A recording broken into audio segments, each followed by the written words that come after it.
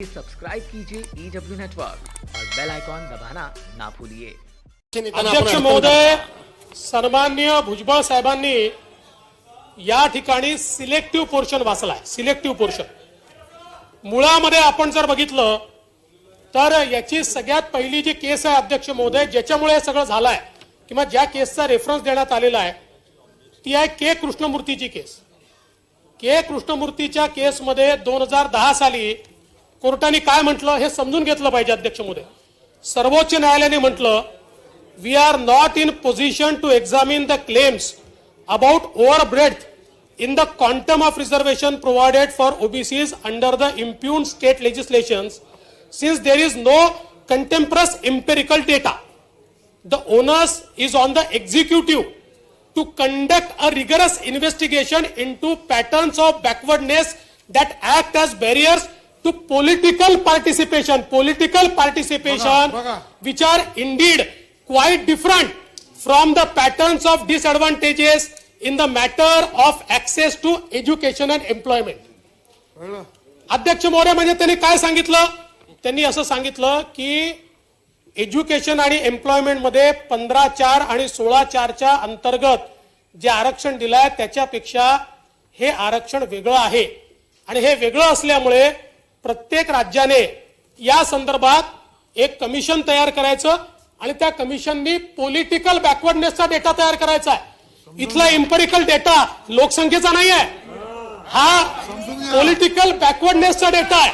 आणि अध्यक्ष महोदय, मला एक सांगा, या ठरावाला तुमचा पाठिंबा आहे की नाही? ऐकून घ्या अध्यक्ष. असे आपण ठराव एकमताने अनेक वेळा केलेले आहेत. तुमचा पाठिंबा असेल एकमताने करून टाकू त्याच्यामध्ये. आम्ही एकमतानेच करणार अध्यक्ष महोदय, पण आमचं म्हणणं ऐकून घेणार आहात का? हो ना, चालूच आहे. मग ऐकून घ्या. असं काय? आता आपल्याला सांगतो अध्यक्ष महोदय. नाही अध्यक्ष महोदय, त्यांना त्या ठिकाणी जरा त्या अशांत टाकूला शांत करा जरा. आता मला इकडे आणून बसव. त्यानंतर अरे एक मिनिट बाबा, फार सिरियस विषयानं जरा थांबा. महाराष्ट्राच्या संदर्भात ज्यावेळी सर्वोच्च न्यायालयाने निर्णय दिला त्यावेळी सर्वोच्च न्यायालयात 13/12/2019 पहिल्यांदा के कृष्णमूर्ती कोर्ट करून याचा कंप्लायन्स करा असं सांगितलं. 13/12/2019 15 महिने आपण केला नाही. त्यानंतर त्यांनी निर्णयात काय म्हटलंय बघा, त्याच्यामध्ये म्हटलंय की it has been finally faintly suggested by the respondent state in the return submission that writ petition may be set down for further hearing वगैरे. ठीक आहे. पुढे, in our opinion no fruitful purpose will be served by showing that indulgence for the matter is capable of and is being disposed of on the basis of undisputed fact that before instructing the state election commission to reserve seats for OBC group in the local bodies, no attempt was made by the state government. ऐकून घ्या. No attempt was made by the state government to set up a dedicated commission to conduct contemporaneous rigorous empirical inquiry into nature and implication of backwardness and then to act upon the report of the commission. म्हणजे काय अध्यक्ष महोदय, सर्वोच्च न्यायालयाने काय सांगितलं की आम्ही 15 महिने तुम्हाला वेळ दिला होता. या 15 महिन्यामध्ये तुम्ही काय करायचं होतं? बॅकवर्ड क्लास कमिशन तयार करायचं होतं आणि त्याला रिगरस एम्पिरिकल इन्क्वायरी करायला सांगितली होती. डेटा नाही, it is rigorous empirical inquiry, census data नाही. ही कशाच्या संदर्भात? तर के कृष्णमूर्तींनी जे सांगितलेलं आहे पॉलिटिकल बॅकवर्डनेसच्या संदर्भात, आपण ते केलं नाही. आजही आपण हे केंद्राला पाठवतोय, आम्ही तुम्हाला मदत करू, काही अडचण नाहीये. पण भुजबळ साहेब, ही पण दिशाभूलच होणार आहे, याने काहीच होणार नाहीये. याचं कारण सर्वोच्च न्यायालयाने काय सांगितलंय? Rigorous inquiry by the commission. आता तसा तुम्ही तो आदेश काढला, परवा काढला. जो 15 महिन्यापूर्वी काढायचा होता तो आता तुम्ही परवा काढला की जे कमिशन सेटअप केलाय त्यांनी एम्पिरिकल डेटा जमा करावा. हा 15वर. आता खरं म्हणजे हे जे काही तुम्ही हा प्रस्ताव आणलाय ना, हा राजकीय आणलेला आहे, हा राजकीय आहे. याचं कारण असं आहे की नाही, याचं कारण असं आहे, मला वाटतं आपण एका प्रश्नाचं उत्तर घेऊया काय? नाही. आता माननीय भुजबळ साहेब, त्यांचीच परवानगी, माननीय भुजबळ साहेब आपण जे वाचून दाखवलं त्याचं पूर्ण वाचा. त्यात काय झालं, आपण हे सबमिट केलं आपल्या वकिलांनी. शेवटी अध्यक्ष महोदय, या ठिकाणी आपण हे समजून घेतलं पाहिजे की आपण जे सुप्रीम कोर्टाचं या ठिकाणी वाचून दाखवलं, आपण 15 महिन्यानंतर कन्सॉलिडेटेड ऍफिडेव्हिट मध्ये पुन्हा हे मांडलं की केंद्र सरकारचा आम्हाला डेटा पाहिजे 15 महिन्यांनी. त्यावेळेस कोर्टाने सांगितलं डेटा मागत राहा, तो मागा, मिळाला तर द्या.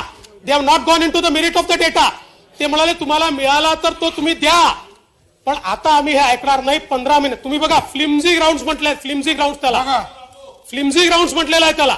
त्यामुळे भुजबळ साहेब, ओबीसी आरक्षणाबद्दल तुम्ही प्रामाणिक आहात, आम्ही आहोत. आणि हे जर खरंच करायचं असेल, तुमच्या मनात असेल, तर या ठरावाने काहीच होणार नाही. याचं कारण सांगतो. 2 गोष्टी आहेत. एससीसीची ज्यावेळेस या ठिकाणी हा जो सर्व्हे झाला, हा सर्व्हे झाल्यानंतर तेव्हाच्या सरकारने त्यातला सोशिओ इकॉनॉमिक डेटा दिला. कास्ट डेटा का दिला नाही? कास्ट डेटामध्ये 8 कोटी चुका होत्या आणि त्यात सगळ्यात जास्त चुका कुठल्या होत्या? महाराष्ट्रात 69 लाख चुका होत्या. आणि म्हणून त्याच्यावर कमिटी बनली. आम्हाला हे माहित नव्हतं. आमच्या काळातली केस ही 5 जिल्ह्यातली 50% वरच्या आरक्षणाची होती आणि आम्हाला 50% वरचं आरक्षण कसं वाचवायचं, तर आम्ही म्हटलं कास्ट डेटावर, आपल्या डेटावर आपण वाचवू. म्हणून त्याकरता आम्ही केंद्र सरकारकडे गेलो. त्यावेळेस केंद्र सरकारने ते दाखवलं की महाराष्ट्राच्या डेटामध्ये 69 लाख चुका आहेत, देशाच्या डेटात 8 कोटी चुका आहेत. आणि असा चुकीचा डेटा देता येत नाही. मागच्याही सरकारने दिला नाही, हे सरकार ते देत नाहीये. आपल्याला या सगळ्या गोष्टी माहिती आहे आणि याच्याकरताची जी आवश्यकताच नाही आहे. आपण बघा, आपण मराठा समाजाच्या आरक्षणाकरता 5 एजन्सीज नेमल्या. त्या 5 एजन्सीजनी 4 महिन्यामध्ये इम्पेरिकल डाटा तयार केला. मराठा आरक्षणाचं तुम्ही जर जो काही निकाल आलेला आहे तो निकाल बघितला, त्या निकालामध्ये हा डेटा अफेल्ड केलाय. हा डेटा कुठे त्यांनी कॅन्सल केला नाही. ही इम्पेरिकल इन्क्वायरी आहे. आणि म्हणून मला असं वाटतं आपण दिशाभूल करण्याचं कारण नाही. हा डेटा बघा, ओबीसी जनगणना झाली पाहिजे, आमचं समर्थन आहे, 100% समर्थन आहे, झालीच पाहिजे. अशा प्रकारचा डेटा मिळाला पाहिजे का? डेटा करेक्ट होऊन मिळाला पाहिजे. इनकरेक्ट डेटा हा घेऊन तुम्ही कसं सुप्रीम कोर्टात जाल? 69 लाख ज्या डेटामध्ये चूक आहे तो डेटा कसा जाईल? आणि तो परत हा सेन्ससचा डेटा आहे. आपल्याला कशाची इन्क्वायरी सांगितली आहे? पॉलिटिकल बॅकवर्डनेसची इन्क्वायरी सांगितली आहे. Empirical inquiry into political backwardness, त्याचा डेटाच नाही आहे. आणि म्हणून मला असं वाटतं ही गल्लत होते आहे. त्या काळात आपण मागितला होता कारण 50% वरचं होतं, आता 50% आतला आहे. आणि 50% आतलं हे के कृष्णमूर्तीचं जजमेंट आपल्याला फॉलो करायचं आहे. के कृष्णमूर्तीचं जजमेंट हे इम्पेरिकल डेटाच्या संदर्भात, पॉलिटिकल इम्पेरिकल डेटाच्या संदर्भात बोलतोय. आणि म्हणून मला असं वाटतं हे करून होणार नाही.